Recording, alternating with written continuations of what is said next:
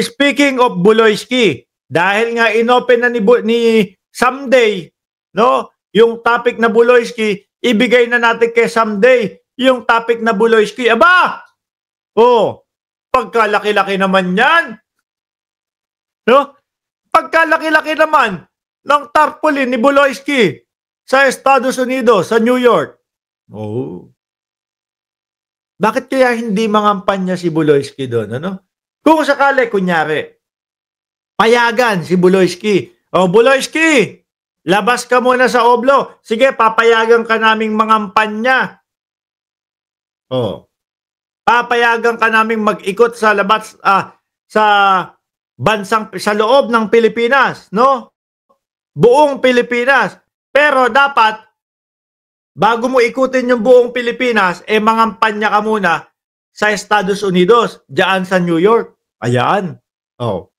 Pumayag kaya si Buloyski? Malamang ko hindi, sasabihin niya, hindi, dito na lang ako sa Oblo.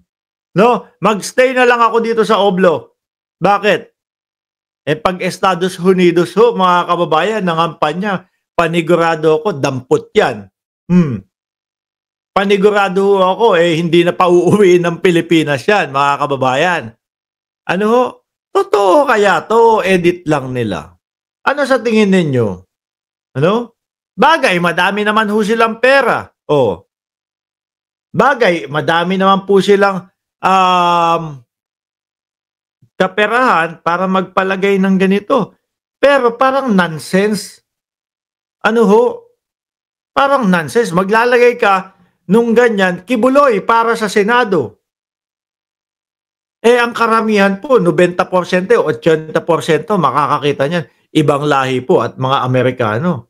Kaunti lang ang Pilipinas. Baka gustong magpasikat lang. Di ba, Ai Chang?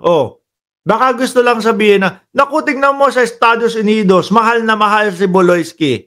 Eto kasi, mga kababayan, kung yung nabanggit ko sa inyo, nasa New York ako last month Yan yung bandang, wait lang, may McDonald's ako nakita dito Ayan malapit sa Times Square to Alam ko alam ko yan Alam ko yung gift shop na yan Pumasok nga ako dyan Kasi nag-McDonald's kami. Kasi dito sa Cayman Islands, mga bossing, walang McDonald's. Kawawa. Walang McDonald's, wala kaming Jollibee dito. Kaya nung sumampa kami dyan, o nung pumunta kami dyan sa Estados Unidos, o dyan po sa New York, talagang yan ang kinain namin araw-araw. Pero kung titignan natin, mga bossing, parang masyadong malinaw. Ano ho? Parang masyadong malinaw yung pinaka screen. Ito, parang kakaunti lang yung niya. Parang kakaunti lang yung pinaka nagcha-chop-chop siya. Pero dito, tipo bang parang na siya? Ano tawag doon? Hindi na siya klaro. Di ba? Parang itong part na to, sobrang linaw. Samantalang dito, parang medyo hindi na klaro. Ayan. Pixelated na. Ano kaya? Kung sakali na inedit nila to, ano kaya purpose nila? Di ba? Sabi ni Jordan G, tampered yan, hindi match. Yun nga yung isa. Tingnan natin yung isa. Ito talagang pixelated dito. Yung GIFT dito, although pixelated din, kaya lang, masyado nang malayo dito. Hindi na, para sa akin, hindi na tugma. Pero sige, paniwalaan natin.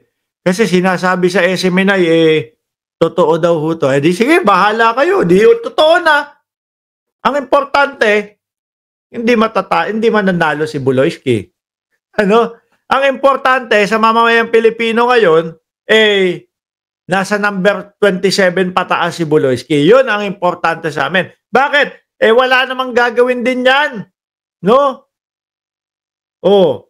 Kaya lang yan tumatakbo kasi may nakita ako do'n sa pinasa sa'kin yun, eh, nakalagay do'n parang paghihiganti lang ang gagawin.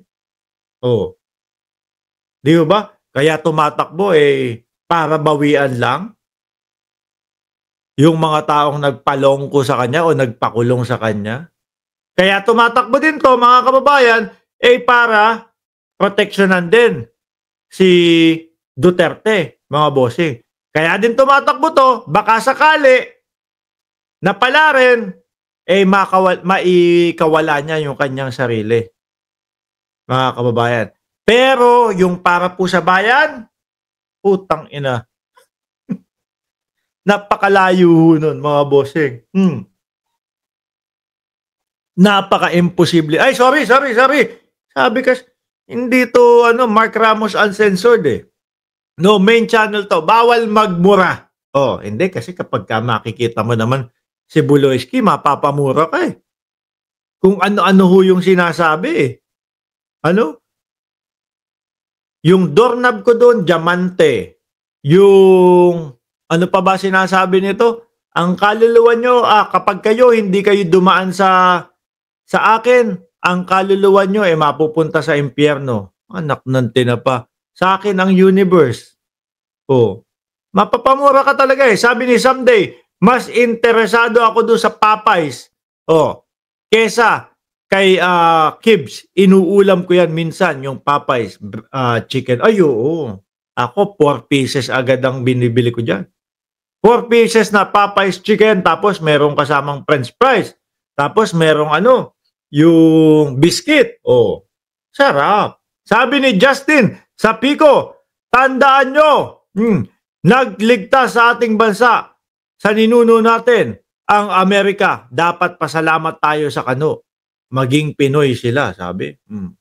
Mga kojik, niloloko nila, pati sarili nila. Sa tingin kayo ho, mga kababayan, sa tingin nyo, inedit lang ho? Sa tingin ninyo, totoo yan? Ano?